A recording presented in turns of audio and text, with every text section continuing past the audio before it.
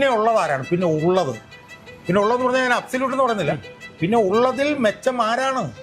രമേശ് ചെന്നിത്തലയാണ്.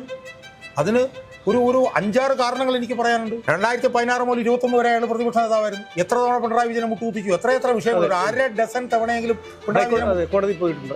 സ്പ്രിംഗ്ലറിൻ്റെതായാലും പിന്നെ ബ്രൂവറിയുടേതായാലും ആഴക്കടൽ മത്സ്യബന്ധനം, ബെവ്കോ ആപ്പ്, പമ്പ മണൽക്കടത്ത്, എത്ര വിഷയങ്ങളിൽ അയാൾ പിണറായി വിജയനെ മുട്ടുകുത്തിച്ചിട്ടുണ്ട്. 2, അയാളുടെ കാര്യം നമ്മളൊന്ന് എടുത്തു നോക്കിയേ. രമേശ് ചെന്നിത്തല ഒരുപക്ഷെ ഇന്ത്യയിൽ ഒരു രാഷ്ട്രീയ പാർട്ടിയിലും ഇത്ര ഉന്നതമായ സ്ഥാനങ്ങളിൽ ഇരുന്നിട്ട് കഴിഞ്ഞ 5 വർഷമായി ഒരു സ്ഥാനമില്ലാതെ നടക്കുന്ന വേറൊരാൾ കാണുമെന്ന് എനിക്ക് തോന്നുന്നില്ല. അയാൾക്ക് കഴിഞ്ഞ 5 വർഷമായിട്ട് എന്ത് സ്ഥാനമാണ്? അയാൾ 19 വർഷം മുമ്പ് അയാൾ പ്രവർത്തന സമിതി അംഗമായിരുന്നു. 19 വർഷം മുമ്പ്, മനസ്സിലായില്ലേ?